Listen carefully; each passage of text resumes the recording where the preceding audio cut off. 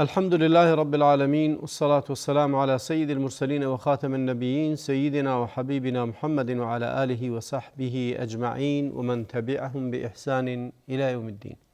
با سلام و درود خدمت شما بینندگان عزیز، هر جا که هستید براتون اوقات خوبی را آرزو میکنم و امیدوارم که آثار طاعت و عباداتتون رو در زندگیتون ملموس ببینید. موضوع جدیدی رو که امروز داریم در بحث اون صحبت میکنیم، اون هم موضوع موعظه هست. خداوند در قرآن کریم میفرماید ادعو الى سبیل ربک بالحکمة والموعظة الحسنة وجادلهم بالتي هی احسن. و اگه دیگران رو فرا میخوانی، فرا بخوان دیگران رو به راه خدا با حکمت و موعظه حسنه. موعظه حسنه چی هست و آداب اون چیست؟ مفهوم اون، آداب اون و آثار اون رو چگونه میبینیم؟ وسایل موعظه حسنه چی هست و اصلا هدف از موعظه حسنه چی هست؟ برای اینکه دیگران رو نصیحت کنیم و موعظه کنیم چه کارهایی رو در پیش میگیریم؟ اصلا در قرآن کریم این مفهوم به چه شیوهی اومده و کسانی که دعوتگر و راهنمای دیگران هستند و مردم رو به سوی دین فرا میخوانند چگونه باید دیگران رو دعوت کنند؟ مهمان گرامی برنامه جناب دکتر عبدالعلیم احمدزی است. السلام دارم خدمتتون. و علیکم السلام. از اینکه قبول زحمت فرمودید بسیار متشکرم. جزاک الله خیر. مستقیم میریم سراغ این که مفهوم موعظه، چون هفته قبل هم به شکل مختصری مسائلی رو در این باب گفتیم. مفهوم موعظه در قرآن کریم به چه شیوهی اومده؟ بسم الله الرحمن الرحیم. الحمد لله و صلاة و سلام علی رسول الله و علی آله و اصحابه اجمعین و بعد. بندم نخست از خدمت استاد گرامی استاد زهرابی و خدمت بینندگان عرض ادب و احترام دارم. السلام علیکم و رحمت الله و برکاته. مفهوم موعظه قسمی که در درس گذشته هم اشاره شد، اصلا واژه موعظه در قرآن کریم به صیغه های مختلف ذکر شده است که همش یک مفهوم میدهد. موعظه به معنای پند و عبرت و نصیحت کردن هست. بله. و این وظیفه پیغمبرا بود. پیغمبرا را خداوند متعال به خاطر موعظه فرستادن. بله. تا امتهایشان را پند و نصیحت بدهند. بله. اونها را از سوی از بدی ها منع بکنن و به سوی نیکویی اونها را دعوت بکنن و امر بکنن.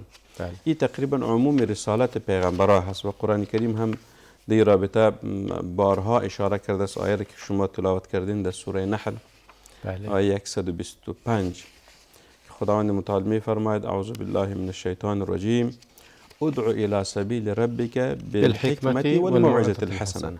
بله. در اینجا چند نقطه قابل یادآوری است. اولش است که خداوند متعال پیغمبرش را به دعوت الی الله امر میکند. ادعو امر است. بله. ولی شیوه دعوت به چه شکل باشد؟ شیوه دعوت باز خداوند متعال گفته است که باید به حکمت باشد و موعظه حسنه و موعظه حسنه باشد. بله. شاید در اینجا یکی از اعجاز قرآن کریم اعجاز لفظی و معنوی قرآن است که خیلی مفاهیم زیبایی دارد قرآن کریم. مثلا بله. وقتی که خداوند متعال فرموده است که موعظه حسنه به چی معنی است؟ بله. قسمی که علمای اصول فقه میگویند که یکی مفهوم مطابق است، یکی مفهوم مخالف است. موعظه حسنه که گفت مفهوم مخالفش میشه موعظه غیر حسنه، سیئه یا سیئه. باید دعوت به شکل نباشد که موعظه هست بدون شک. یک دعوتگر هست قومش را، یک گروه را، یک شخص را وعظ و نصیحت میکند ولی موعظهش حسنه نیست. لذا خداوند متعال تأکید کرد که موعظه‌ای که شما میکنین به امتهایتان یا به مردم یا به اشخاص یا افراد، این موعظه باید دارای صفت حسنه باشد. هدف از حسنه چیست اینجا دو واژه شد، یکی موعظه شد، دومش حسنه شد. درست است. موعظه را ما قبلا اشاره کردیم که مفهومش پند و نصیحت مردم هست، امت هست، گروه هست، جماعت ها هست. بله. حسنه به چی معنی است؟ حسنه باید به شکل این موعظه تقدیم شود که آثار مثبت داشته باشد، آثار ایجابی داشته باشد در دعوت، تأثیر بکند بالای دیگران. هدف این است که تأثیر کنه. بله. یعنی همین موعظه تأثیر بکند. شاید یک شخص موعظه را تقدیم بکند به یک جماعت، به یک گروهی، به یک فرد، ولی حسنه نیست، حسنه نباشد، شاید سیئه باشد. یعنی سبب نفرت دیگران شود. بله. یعنی موعظه هست ولی حسنه نیست، همین که حسنه نیست این سبب نفرت دیگران می شود. بله. لذا خداوند متعال تأکیدش به همین بود که باید دعوتگران که در رأس اونها پیغمبرها هست، برای اونها خداوند اونها را تنبیه میکند که ای پیغمبر تو باید موعظه حسنه داشته باشی به مردم. بله. مثل که در آیه دیگری هم در صفات پیغمبر صلی الله علیه و ذکر شده است که ولو كنت فظا غلیظ القلب لانفضوا من حولك. یعنی ای پیغمبر خدا فبما رحمت من الله لنت لهم ولو كنت فظا غلیظ القلب لانفضوا من حولك. یعنی به اساس رحمت الهی تو نرم دل شدی برای امین یارانت و صحابه و عموم انسان ها و عموم بشر. یعنی پیامبر صلی الله علیه و سلم خیلی انسان رحیم بود، بالای یارانش، بالای مسلمانان، بالای عموم بشر، بالای عموم انسان ها. بعد از خدا میگوید که ولو كنت فظا غلیظ القلب. این چی معنی است؟ یعنی انسان زشت سنگدل. این انسان هیچ کس نمیپذیره. شاید یک شخص عالم بزرگی باشد، یک دعوتگر بزرگی باشد ولی زشت است، سنگدل هست، این شخص دعوتگر موفق نیست. خداوند متعال میگوید که ای پیغمبر برای تو همین دو صفت دادیم که نرم دل هستی و خوشخو هستی، اخلاقت نیکو است و دلت نرم است. به اساس همین همه صحابه و یاران دور گرد جمع شدن. اگر عکس می بود، یعنی تو سنگدل می بودی، زشت می بودی، اخلاق نیکو نمی داشتی، لانفضوا من حولک، هیچ کس چهاربر تو جمع نمی شدن، همه گیز تو پراگنده می شدن. لذا این شرط موعظه است که باید حسنه باشد. وقتی که موعظه حسنه بود بدون شک و ثمرات خود را دارد، آثار خود را دارد، تأثیر خود را بالای دیگران دارد که بهترین الگو در رابطه پیامبر صلی الله علیه و سلم هست. چی نوع دعوت میداد بر صحابه؟ حتی اگر ما اجتماع صحابه را ببینیم، اجتماع یاران رسول صلی الله علیه و سلم، انسان های بودن، اول اونها انسان بودن، صحابه همشون یاران پیامبر صلی الله علیه و سلم، ولی هر یکشان دارای طبیعت خاصی بود. یعنی همه یک نوع طبیعت نداشتن که همشون حلیم بودن یا همشون عصبانی بودن. صحابی است که یعنی صفت عصبانیت او بیشتر بود. وقتی که پیش پیامبر صلی الله علیه و سلم درش میگفت که یا رسول الله اوصینی، برای ما وعظ و نصیحت بکن، برای من نصیحت بکن. چون که رسول صلی الله علیه و سلم طبیب قلوب بود، یعنی علاج قلب ها را میکرد، بیماری های معنوی را میکرد. رسول صلی الله علیه و سلم تشخیص کرده بود که این صحابی همین مشکل دارد که زودتر عصبانی میشود. برش دیگه چیز نمیگفت، برش میگفت که لا تغضب، فعلا اینو اصلاح کن. بله، لا تغضب، لا تغضب. این چی است؟ اینمی صفت در خود اصلاح بود. این موعظه است که رسول صلی الله علیه و سلم اول تشخیص میدهد بیماری این صحابی را، دوم با او تعامل میکند که باید این بیماری چه قسم ما علاجش بکنیم. اول تشخیص است، بعد از علاج است. لذا تعامل پیامبر صلی الله علیه و سلم برای ما امت الگو بود که ما چه نوع تعامل بکنیم با مردم. مردم همه یک طبیعت نیستن، یک سان نیستن.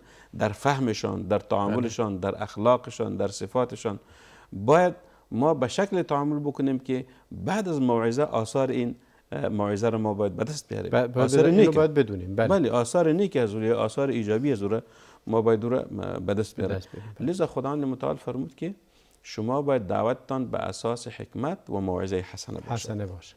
چرا که هدف از موعظه چیست؟ هدف از موعظه اصلاح مردم هست، اصلاح فرد و جامعه هست. چرا خداوند متعال پیغمبرش را امر به دعوت میکند و امر به موعظه حسنه؟ هدف چی هست؟ هدف تنها این نیست که یک شخص معلومات ارائه بکند برای بیننده ها، معلومات علمی باشد، معلومات خیلی جالب و جذاب باشد. نه خیر، هدف چیز دیگری است. هدف اصلاح فرد و جامعه هست. بله، درست است. چرا موعظه را خداوند متعال امر کرده است؟ چرا مردم به دعوت الی الله امر کرده است؟ تا در جامعه اصلاح بیاید. اول افراد اصلاح شود، بعد از او جامعه اصلاح شود. چی وقت جامعه اصلاح می شود؟ چی وقت افراد اصلاح می شود؟ که تعامل نیکی دعوتگران با اونها باشند. یک دعوتگر است شاید بیشتر صحبت کرده هم نتواند، شاید صحبت‌های طولانی هم نداشته باشد، دعوت طولانی، ولی موعظه‌اش موعظه حسنه هست. بله، این شخص تأثیرش بیشتر است نسبت به شخصی که موعظه‌اش حسنه نیست ولی صحبت‌های علمی میکند یا مثلا صحبت‌های بسیار طولانی میکند. درست است. لذا این شرط دعوت اسلامی است که باید به اساس موعظه حسنه باشد. و این حکمت بزرگی از اعجاز قرآن کریم است که الفاظ بسیار مهم و زیبایی را برای ما ارائه میکند که ما باید مفهوم از او رو بدانیم که خداوند متعال در این آیت از ما چه خواسته است. بله در مفهوم موعظه، آیا در قرآن کریم غیر از اینکه موعظه هدف از موعظه ایراد این که ترساندن از یک عواقب بد و مژده دادن به یک عاقبت خوب رو در خودش داره؟ اینکه دیگری رو میترسونه از اینکه خطرهایی که برای انسان وجود داره، از جمله اینکه خطر عاقبت شری که در آخرت برای انسان‌هایی که اهل معصیت هستند و اهل کفر و ضلالت هستند و عاقبت خیری که برای کسانی که اهل طاعت و عبادت هستند در هر دو طرف وجود داره. آیا در دنیا هم باز ترساندن از عواقب دنیایی هم درش بوده است؟ بدون شک، بدون شک. وقتی که مسئله اجر و پاداش یا عقاب و عذاب اون مسئله اخروی است که به خداوند و بنده هایش تعلق میگیرد، ولی بدون شک تأثیر این موعظه در دنیا هم هست. وقتی که یک دعوتگر میخواهد یک مشکل فردی یا اجتماعی را حل بکند، در اجتماع یک مشکل واقع شده است و این دعوتگر و این واعظ میخواهد که این مشکل رفع کند، مردم از این مصیبت ها دور بکند، باید این دعوت که مردم مثلا از منکر منع میکنه که یک کار منکر هست، این رو باید شما ترک بگوین و اثرات بسیار بدی دارد، مردم از اثرات بد این عمل یا این صفتی که در انسان هست از اونها را منع میکنه. مثلا یک مثالش رو بگویم در رابطه با دزدی یک جریمه هست، دزدی یک جریمه هست در دنیا. یک دعوتگر میخیزد در رابطه با مفاسد دزدی، تأثیرات منفی دزدی بالای فرد و جامعه او را بیان میکنه و میگوید که شما دزدی چی است؟ اول تعدی بالای مال دیگران بدون حق، تعدی و تجاوز بالای مال دیگران بدون حق، حق شما نیست ولی بالای مال دیگران شما چیره میشوین و اونها را به دست میارید. این دزدی شد. دزدی در اسلام حرام هست. آثار این دزدی چی است؟ آثار این دزدی است که حق تلفی هست، یعنی حقوق بنده ها، حقوق انسان ها در تلف می شود. یکی ظالم هست میاد به اساس ظلم یا قوتش بالای حق دیگران چی میکنه؟ تجاوز میکنه، تعدی میکنه و یک شخص دیگر مظلوم هست و حقش ضایع شد. حقش ضایع شد. حالا وقتی که در رابطه موعظه میشود، تأثیرش چیست؟ تأثیرش است که این دعوتگر مردم از این جریمه منع میکند. اگر مردم در همین جریمه واقع شدن، حالا ما در رابطه به مسئله دزدی یک حکم شرعی هم داریم که تأثیر منفیش یا عواقب این جریمه چیست؟ عواقبش است که دزد باید دستش بریده شود. درست است. دزد باید دستش بریده شود. وقتی که یک دعوتگر، یک واعظ مردم از همین جریمه منع میکند، این نقطه را برشان اشاره میکند که ای مردم، اگر شما مرتکب چنین جریمه شدین، شما با این حالت روبرو میشین. حتی در زمان پیامبر صلی الله علیه و آله وقتی که یک زن دزدی کرد، از فکر میکنم از قبیله بنی مخزوم بودن و امو اهل از قبیله آمدن گفتن که یا رسول ما شفاعت این زن میکنیم که خیر است دستشان نبرین. پیامبر بسیار قاعده زیبا را گفتن، فرمودن لو ان فاطمه بنت محمد سرقت لقطعتها. سبحان الله. اگر دختر من که فاطمه هست دزدی کرد، من هم دست زور میبرم. در اینجا چیست؟ یعنی یک مفهوم بسیار عجیبی دارد. اولی است که احکام شرعی بالای همه یکسان تطبیق میشود، بالای خرد و بزرگ، بالای زن و مرد یکسان تطبیق میشود. دوم پیامبر اینجا حکمتش بیان کرد.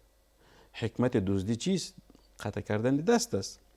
وقتی که امی موضوع رو به می شکل موعظه بر مردم بیان شد، بدون شک مردم این جریمه رو ترک میگوین. درست. به دزدی دست نمیاد. اجازه بفرمایید یک میان برنامه میبینیم، برمیگردیم خدمت شما و ادامه مطلبمون. با ما بمونید. بعد از میان برنامه ادامه صحبت‌های دکتر عبدالعلیم در باب اهم مفهوم و اهمیت موعظه حسنه.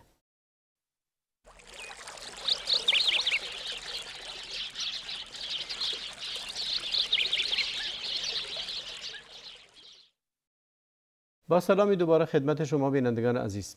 و در بخش اول صحبتمون پرداخته شد به مفهوم موعظه.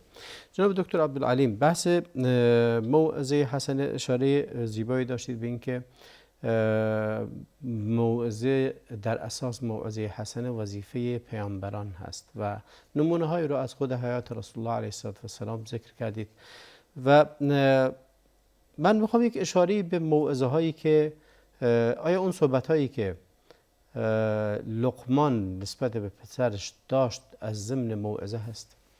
بله، قرآن کریم ایره به واژه و هو یعظه ذکر کرده است. و اذ قال لقمان لابنه و هو یعظه یا بنی لا تشرک بالله. پس از این صحبت میفهمیم که مفهوم موعظه همون کاریه که در واقع عملکرد حضرت یا عملکرد لقمان بوده. بله، به فرزندش، یعنی فرزندش یک شخص بود، یک انسان بود، ولی لقمان حکیم برای فرزندش هم موعظه میکند. موعظه های خیلی زیبایی هست که قرآن کریم حتی سوره را به نام سوره لقمان نازل فرموده. چرا؟ به خاطر از اینکه در این سوره موعظه های بسیار زیبایی هست که علما وقتی که یا مفسرین امی موعظه لقمان حکیم دیدن که بسیار موعظه شامل و کاملی هست، در رابطه با مسائل اعتقادی او را امر میکند، در مسائل ایمانیات او را امر میکند، در مسائل عبادات او را امر میکند، در مسائل صفات نیکو او را امر میکند، بعد از او باز از صفات زشت و ناپسند او را منع میکند. این همیشه موعظه شد. و خداوند متعال میگه که و هو یعظه، همین لقمان حکیم فرزندش را وعظ میکرد، نصیحت میکرد. او را به زبان فارسی ما پند میگوییم. پندها و نصیحتها و درسهای زیبایی بود که لقمان حکیم به فرزندش میکند.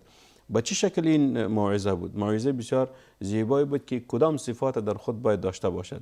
و حتی یک نقطه قابل یادآوری جناب شیخ که وقتی که یک دعوتگر میخواد مردم وعظ و نصیحت بکند، در اینجا ما در دعوت اسلامی اولویات داریم، مسائل اولویات که فعلا مردم نیازشون به چی چیز است، نیازهای این جامعه، نیازهای همین مردم یا نیاز این شخص به چی هست.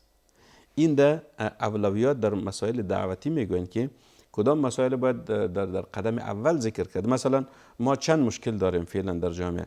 این مشکل است 1 2 3 4 5. اولش باید کدام علاج شود؟ علاج اولیش کدام است؟ مثلا یک پزشک است، پیش از او یک بیمار آمد، بیمار است که دستش شکسته خون میریزه و همچنان سرش درد میکند، شکمش درد میکند. این پزشک و این طبیب باید اول خون از او رو متوقف سازد، بعد از او در رابطه با سردردی و شکم دردی و دیگر چیزی از این باید توجه بکند. این اولویات میگد، اولویات در فقه اسلامی، اولویات در دعوت اسلامی، که این را لقمان حکیم در موعظه‌اش با فرزندش مراعات کرده است. اولین چیزی که فرزندش را وعظ میکند یا بنی لا تشرک بالله. درست. در مسئله توحید است. اولین چیزی که تو باید به اون متوجه باشه ای فرزندم، از شرک دوری اختیار. بغیر از مفهومی که الان این موعظه داره، یعنی محتوای موعظه، به اضافه اینکه اسلوب موعظه حسنه آیا برمیگرده به محتوا یا برمیگرده مثلا اینکه میگیم حسنه هست، آیا به اسلوب برمیگرده یا به محتوا برمیگرده؟ مثال عرض میکنم در همین آیاتی که در سوره لقمان هست، این که با این عبارت شروع میکنه، میگه یا بنی، اونو با این شیوه صدا، ای پسرم، ای فرزندم، و ادامه میده و بقیه مسائل رو ذکر میکنه. آیا در این بحث هدف از این که به این شیوه با ای فرزندم شروع میکنه، هدف این هست که دل اون رو نرم کنه، دلش رو به دست بیاره، خشوع و خشیت در دلش بندازه و بعد بهش بگه شرک نورز؟ در آیات دیگری هم داریم که میفرماید لا تشرکوا بالله مثلا، ولی درش این نیست که این به این شیوه شروع نمیشه، بلکه خطاب عام هست. اینجا به پسرش میگه.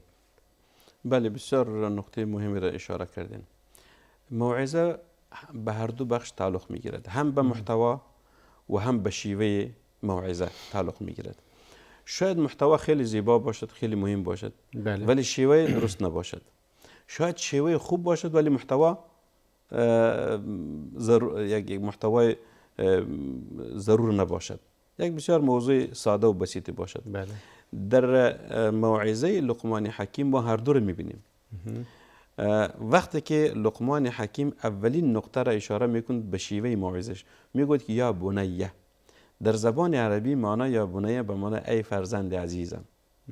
یک نوع عطوفت، یک نوع مهربانی را برای خود در مقابل فرزندش اظهار میکند که که ای فرزند عزیزم، ای فرزند محبوبم، به این معنی است که من تو را دوست دارم، به این خاطر بر شما این موعظه را تقدیم میکنم. یعنی به پیش از اینکه خود موضوع را بگه یا محتوای موعظه رو بگه، اون رو متذکر میشه به اینکه تو فرزندمی، بله، من خیر تو رو میخوام. غالبا اینطوری هست وقتی که رابطه فرزند و پدری هست، پدر یا مادر، این رو متذکر میشه که اینا کسانی هستند که عمرشون رو به خاطر راحتی فرزندشون، به خاطر حیاه زندگی اون به خطر گذاشته، مخاطره کرده. پس این رابطه رو یادآوری میکنه، من همون کسی هستم که تو رو بزرگت کردم، تو رو حالا به دنیا آوردم، سبب وجود تو در این دنیا هست و خیلی از این مسائل رو بهت غذا دادم، بهت مأوا دادم، ازت دفاع کردم در همه سختی ها. اگر مورد هجوم خطری قرار گرفتی، من تو رو حمایت کردم. الان دارم این منم، همون شخصی که اون خدمات رو به تو دادم، همون خوبی ها رو بهت کردم، دارم نصیحتت میکنم. بله. یعنی در اینجا لقمان حکیم برای فرزندش ایره نمایان میسازد که ای فرزند، من خیرخواه تو هستم. وقتی که وعظ میکنم کدام هدف دیگری ندارم، هدف شخصی ندارم، بلکه هدف من خیرخواهی تو است، خیرخواهی دنیوی و اخروی تو است. این تقریبا در رابطه به لقمان و فرزندش بود.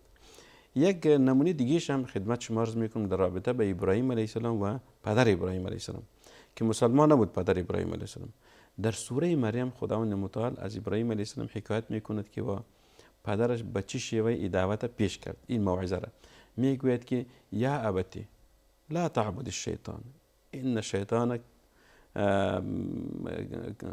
در آغاز میفرماید که واذکر فی الکتاب ابراهیم انه کان صدیقا نبیا اذ قال لابیه یا ابتی لما تعبد ما لا يسمع ولا يبصر ولا یغنی عنک شیئا یا ابتی انی قد جاءنی من العلم ما لم یأتک فاتبعنی اهدک صراطا سویا.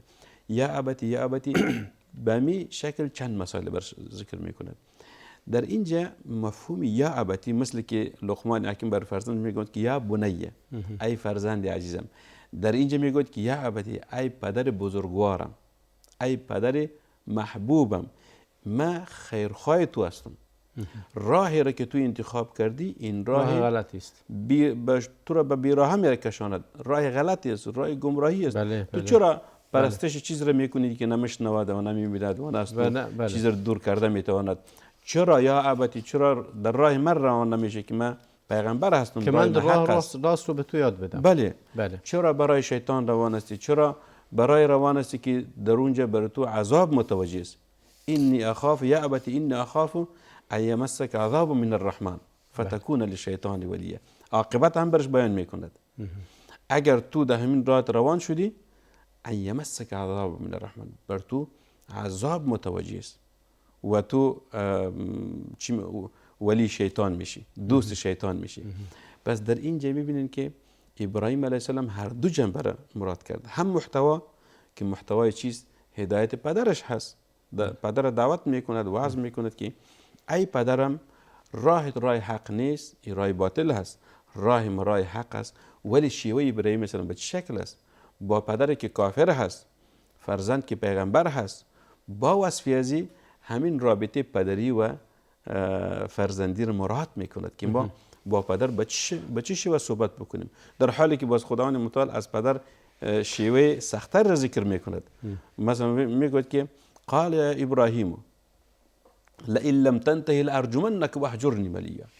او به اسلوب خوب برش میگوید، پدر میگوید نه خیر، تو در راه غلط روان هستی، اگر این راه را ترک نگویی لارجمنک، تو را سنگسار میکنیم و تو را از خانه بیرون میکنیم. بعد از ابراهیم علیه السلام در جواب چی میگوید؟ قال سلام علیک ساستغفر لك ربی انه کان بی حفیا. سلام. بازم زشت نرفتم رایش. پدر زشت میرود، فرزند آرام است و بسیار با ادب صحبت میکند. در اینجا حتی علما میگن جناب شیخ که ابراهیم علیه السلام شیوه دعوت، شیوه موعظه را با پدرش به چه شکل عرض کرد. نه تنها پدر که پدر حق اولویت در دعوت دارد که باید با اونها به این ادب و احترام صحبت شود، تعامل شود، حتی با عموم انسان ها، با عموم بشر، با عموم انسان ها باید به می شکل تعامل شود. چرا که اصلا هدف از موعظه چیست؟ هدف از موعظه است که دعوتگر، واعظ، عالم میخواد این جامعه را اصلاح بکند. اصلاح جامعه با چی میاد؟ آیا به زشتی میاد؟ آیا به بد اخلاقی میاد؟ آیا به زور میاد؟ نه خیر. همش به اساس است که خداوند متعال برای انسان عقل و منطق داده است. انسان از عقل خود استفاده بکند. اگر یک شخص میخواد که جامعه را اصلاح کند به زور شمشیر اصلاح کند یا با فشار آوردن، این فشار شاید تا مدت زمان کار خود را بکند، ولی وقتی که فشار بلند میشد مردم دوباره به حالت گذشتهشان برمیگردن. لذا دعوت های کامیاب در طول تاریخ بشریت اون دعوت ها بودند که بالای قلب های مردم تاثیر کرده است. وقتی که ما یک منکر منع میکنیم، اون منکر باید در قلب مردم از بین ببریم، بعد از اون مردم خودشان اصلاح میشد. اگر همش به اساس فشارها بود، به زور بود، وقتی که میگه فشار دور شد مردم دوباره به حالت طبیعی در آیه‌ای که ابتدای برنامه تلاوت شد بس اینکه ادعو الی سبیل ربک بالحکمة والموعظة الحسنه، کلمه که در ابتدا شروع میشه این آیه با صیغه امر هست. امر کن، امر به دعوت هست، یعنی دعوت کن به این شیوه با حکمت و موعظه حسنه. آیا اینجا این آیه واجب هست، یعنی امر وجوبه؟ کسایی که یا پیامبر یا کسانی که اهل دعوتن برشون واجب هست که حتما حکمت و موعظه حسنه رو در پیش بگیرن، یا اینکه نه واجب نیست؟ الان میخوام به این نتیجه برسم در این روزگار ما اونایی که متصدی امر دعوت هستند، اونایی که عالم هستند و لباس دین به تن دارن و حالا به اسمهای مختلف، یکی رو مولا میگن، یکی رو شیخ میگن، یکی رو آخوند میگن، دیگری رو سید میگن، هر کسی در هر قالبی در هر اسمی، ولی متصدی دعوت، یعنی دین رو داره به مردم یاد میده، راه خدا رو قرار به مردم یاد بده. آیا این که مسلح باشه به حکمت و سپس موعظه حسنه، این وجوب رو میرسونه این آیه؟ در این رابطه علما و مفسرین میگوین که دعوت الی الله و موعظه حسنه فرض کفایی هست. فرض کفایی است که اگر دعوت فرض کفایی است، ولی اونی که حالا دعوت فرض کفایی عده‌ای مشغول دعوت میشن. حالا من دیگه میام سراغ اونایی که اهل دعوتن، اینا قیام کردن به انجام این فرض کفایی. آیا موعظه حسنه و حکمت واجب هست برای اینها؟ بله، چرا که هدف از دعوت تنها ایراد معلومات برای مستمعین نیست، برای شنوندگان. چرا هدف از دعوت موعظه هست، موعظه حسنه است که مردم از این دعوت متاثر شوند. بله. مردم از این دعوت یک فایده را بگیرن و از این دعوتگر استفاده بکنن. مثلا ببینید در اسلام ما مناسبت های دینی یا شرعی داریم که تکرارا برای مردم شکل موعظه را دارد. خطبه های جمعه یک موعظه است. بله. خطبه های جمعه موعظه است که در هر هفته یک بار تکرار می شود و این واجب است. این خطبه جمعه شنیدنش واجب است و تقدیم کردنش واجب است. هدف از خطبه جمعه چیست؟ هدف از خطبه جمعه است که همین خطیب، همین دعوتگر ببینه در جامعهش نیاز به چی است، مردم به چی نیاز داره، در مسائل دینی نه در مسائل دنیوی. یا در جامعه ما کدام مشکل است که همین دعوتگر مشکل رفع بکنه در بین مردم، یا چی نوع عرف و عادات ناپسندی هست که مردم دو مبتلا هستن، این دعوتگر رو چی میکند؟ علاجش میکند. پس در اینجا همین خطیبه که حیثیت واعظ دارد، حیثیت یک دعوتگر دارد، این باید همین دعوتش به اساس موعظه حسنه باشد. چرا که هزاران انسان در این روز جمع میشن و اجبارا جمع میشن، چرا که شنیدن خطبه جمعه واجب است. درست است. مردم میشینه همشان به خاطر همین یک واعظ، یک خطیب نشستن. این واعظ حال ببینید که ما برای مردم چی تقدیم بکنم.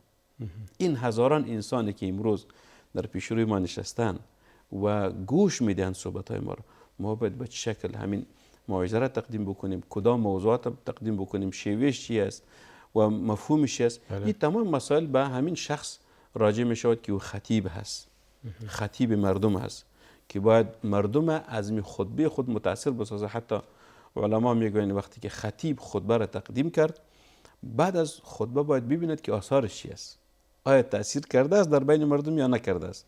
آثارش هم باید ببیند. آثار این خطبه وقتی ظاهر می شود که مردم اگر در یک مشکلی بودن، در یک منکری بودن، و منکر ترک بگویند، یا مثلا سهلنگاری در اوامر الهی داشتن او را باید تطبیق بکنن. یک نمونهش بگویم، نماز خواندن فرض است، نماز پنجگانه فرض است، به جماعت خواندن واجب هست، باید نمازها به جماعت خوانده شود. در یک جایی است که مسلمان ها اکثر نمازشون در جماعت نیست. برمیگردیم به این موضوع، توقفی میکنیم، برمیگردیم خدمت شما. بینندگان عزیز با ما بمونید، بعد از میان برنامه و ادامه صحبت امروزمون در این باب.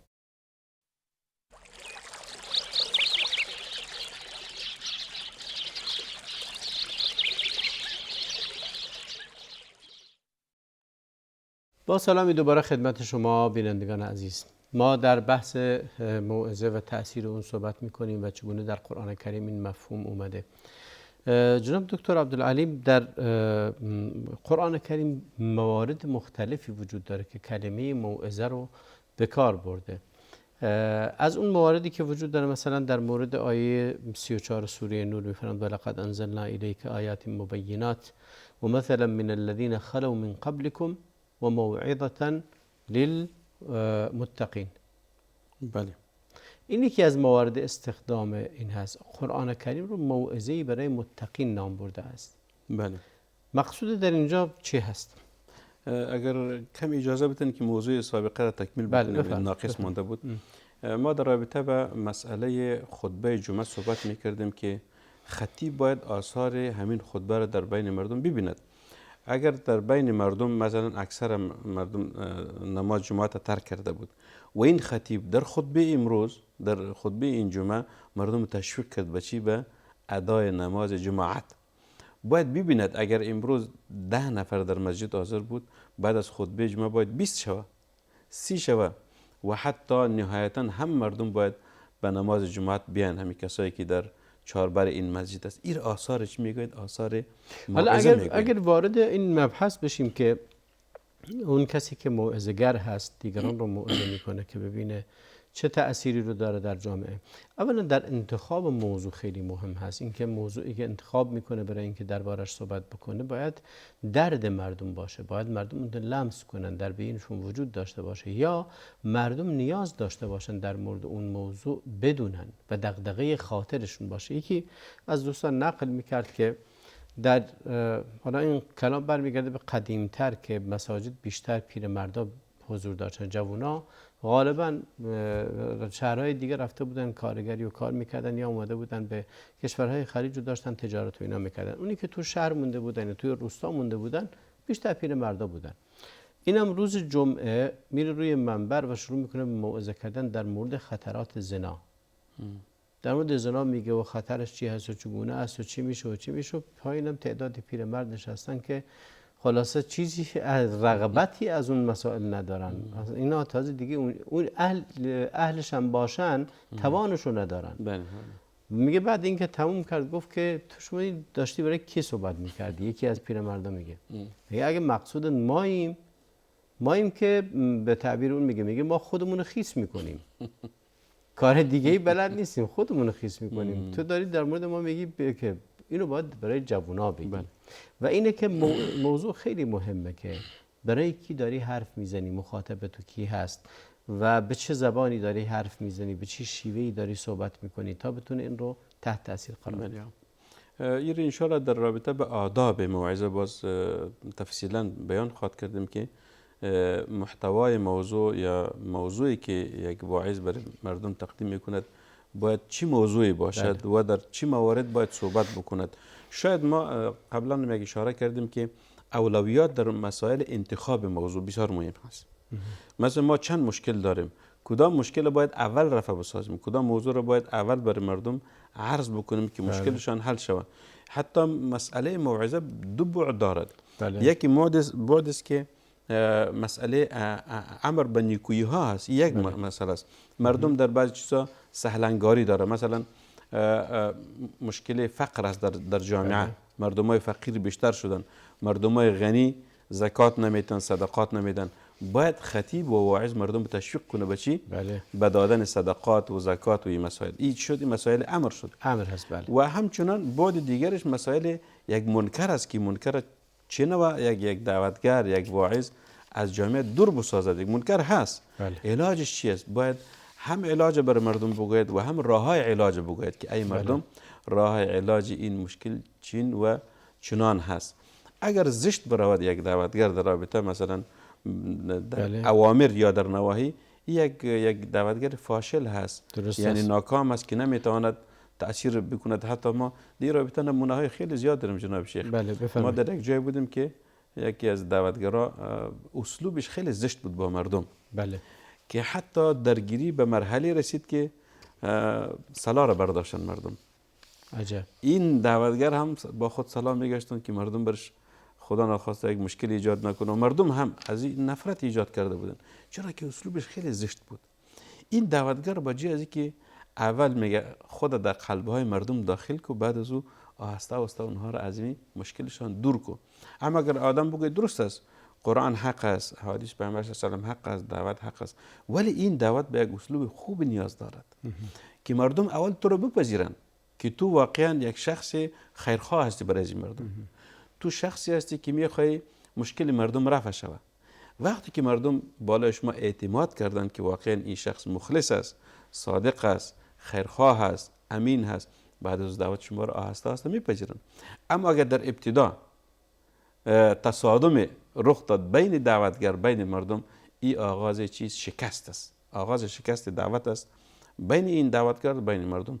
اگر هر قدر سخن خوب بگوی باز مردم نمیپذیره، اگر هر قدر قرآن بخوانی برای مردم باز مردم نمیپذیره. لذا بسیار یک نقطه مهم است که خداوند متعال میگه موعظه حسنه چیست. موضوع تعامل، حتی ما در رابطه با پیامبر صلی الله علیه و آله قبل از اینکه پیامبر شود 2 صفت نیکویی داشت در بین قومش به نام صادق الامین. همین 2 صفت و صفتهای نیکویی دیگری که زیاد داشت، ولی مردم به اساس 2 صفت پیامبر صلی الله علیه و آله خیلی احترام میکردن که به نام صادق الامین، انسان راستگو هست، انسان امانتدار هست. وقتی که دعوت آغاز کردن، باز هم مردم به اساس صفات نیکوی قبلیش پیامبر صلی الله علیه و آله چی میکردن؟ احترامش میکردن، که میگفت که انسان صادق الامین هست، ولو که معارضه رخ داد در رابطه با مسائل دعوتیش، ولی پیامبر صلی الله علیه و آله خود را در قلبهای مردم داخل کرده بود و به شکل با مردم تعامل داشت که من خیرخواه شما هستم. اینی لکم صادق امین، ناصح امین در رابطه با پیامبران گذشته هم ذکر شده است. هر پیغمبر برای قومش میگفت که من خیرخواه شما هستم، من شخصی هستم که خیر دینی و دنیوی شما را میخوام، کدام هدف شخصی ندارم، خدا نخواسته ضرر شما را نمیخوام. این صفت چیز؟ صفت دعوتگر است. و این صفت ما از شیوه دعوت پیغمبران میگیریم که اونها به چه شکل. حتی در رابطه با نوح علیه السلام ما چند روز قبل سیرت و دعوت از او میخواندم، میگن که نوح علیه السلام قومش آن یک قوم بدبخت و جاهل و سنگدلی بود که اونها خود نمیپذیرفتن. میگه وقتی که یک شخص کلانسال میشد، اما فرزند کوچک خدا میآورد، میگه برش میگفت که اینمی شخص نوح هست، اگر ما وفات کردم گوش کنی که به این شخص نزدیک نشون، که بسیار خطرناک است، بسیار ضررناک است. این به فرزندان خودشون میگفتن؟ به فرزند خود نصیحت میکردن که از این شخص دوری اختیار کنیم. بله. از شخص. ولی نوح علیه السلام با وصف امین زشت بودن قومش برای مردم خود، اما دعوت به بسیار شیوه نرم به حکمت و موعظه حسنه چی میکرد؟ تقدیم میکرد که من خیرخواه شما هستم، من خیر شما را میخوام، من دشمن شما نیستم، من ضرر شما را نمیخوایم. یعنی 9.5 سال در دعوت صبر کرد و مردم قوم خود دعوت کرد. بله. و از اونها نه خسته شد و نه ناامید شد، اونها را دعوت میکرد. و هر پیغمبر به نوبتش این شیوه را با قومشان، با مردمشان انتخاب کردن که مردم را دعوت بکنن، مردم به شیوه خوب دعوت بکنن. حتی فعلا پیغمبران نیست در می عصر فعلی ما، همین علماست. قبلا که شما اشاره کردین دعوتگرا باید چی بکنن؟ علما هست، دعوتگرا هست، هر کسی برای خود یک فکر اندیشه خاصی دارد، یک مذهب خاصی دارن، یک فکر خاصی دارن. باید همین دعوتگرای ما همون اسلوب پیغمبرا را انتخاب بکنن. یک جاهایی هست خداوند پیامبران رو هم مورد موعظه قرار میگیره و به این لفظ میفره انی اعظک ان تکون من الجاهلین. به حضرت نوح میگه، شما بحث حضرت نوح رو کردی، در اینجا خداوندم حضرت نوح رو موعظه میکنه، میگه من تو رو نصیحت میکنم، موعظت میکنم که جزو جاهلین نباشی. چرا؟ زمانیه که حضرت نوح چیزی رو نادیده گرفته یا چیز رو فراموش کرده فکر کنم، یا نادیده گرفته. اون جایی که میگه این پسر منه و خداوند تو هم وعده دادی که اهل و خانواده منو نجات میدی. در اونجا خداوند بهش میگه من تو رو نصیحت میکنم برای اینکه جزو جاهلان نباشی. و در اونجا به این عبارت من آیه رو بخونم: قال یا نوح انه لیس من اهلک انه عمل غیر صالح فلا تسألنی ما لیس لك به علم انی اعظک ان تکون من الجاهلین. این که حضرت نوح چیزی رو سوال کرد، چیزی رو طلب کرد از خدا که علمش رو نداشت و خداوندم موعظش کرد، گفت که موعظه نصیحتت میکنم که چیزی رو که علم بهش نداری طلب نکن. نصیحت در این باب چه معنی داره؟ بله، در اینجا خب بدون شک پیامبر صلی الله علیه و آله در حدیثی میفرماید که ادبنی ربی فاحسن تأدیبی. بله. یعنی پیغمبرها هم به اوامر الهی نیاز دارن، چرا که پیغمبر خودش به اساس امر الهی انتخاب شده است، پیغمبر شده است، از خود نشده است که یک شخص خود را پیغمبر کرده باشد. بله. وقتی که خداوند متعال از پیغمبرایشان بعضی تعاملات که خلاف رسالت های الهی است میبیند، باز میفرمه که این اعظک، یعنی امین کار تو قابل تأیید نیست. حتی در رابطه با پیامبر صلی الله علیه و آله هم میفرماید که و ما کان للنبی والذین آمنوا ان یستغفروا للمشرکین ولو کانوا اولی قربى من بعد ما تبین لهم انهم اصحاب الجحیم. بله. برای پیامبر صلی الله علیه و آله میفرماید که برش مناسب نبود و نه برای مسلمانان که برای مشرکین چی بکنن، استغفار بکنن. این در رابطه فکر میکنم استغفار رسول صلی الله علیه و آله در رابطه با ابو طالب بود. بله دقیقاً. که چون که ابو طالب با پیامبر صلی الله علیه و آله خیلی در راه دعوت همکاری کرده بود، رسول صلی الله علیه و آله از شدت محبت به او که او را هدایت کنه و میخواست که خداوند متعال او را چی بکند، برایش مغفرت بکند. خداوند او را منع کرد که و ما کان للنبی ان یستغفر للمشرکین ولو کانوا اولی قربى.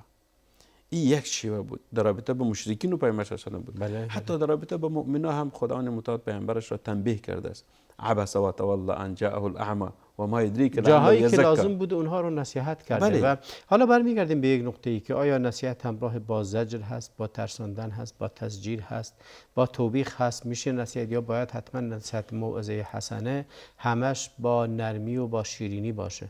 حالا برمیگردیم ان شاء الله وقت دیگری، برنامه دیگری. این برنامه امروزمون به انتها رسیده. از حضورتون بسیار متشکرم جناب دکتر عبدالعلی محمدزی و از شما بینندگان عزیز که این لحظه با ما بودید. بسیار متشکرم. موعظه مسئله بسیار مهمیه و جانب موعظه رو در نظر گرفتن و مفهوم اون رو به درستی دانستن، مخصوصا برای کسانی که میخوان واقعا دیگران رو به راه راست بیارن و دیگران رو وارد یک تصمیم درستی بکنن، باید حتما از اسلوب حکمت و موعظه حسنه استفاده کنن که امروزها خیلی از خانواده ها درگیر این قضیه هستند. این برنامه به پایان رسید. برنامه هفته آینده رو انشاءالله در ادامه همین موضوع و کاربردی تر از اینی که الان صحبت کردیم صحبت خواهد شد. تا برنامه دیگر، خدا نگهدار شما. صلی الله و بارک علی نبینا محمد و علی آله و صحبه اجمعین.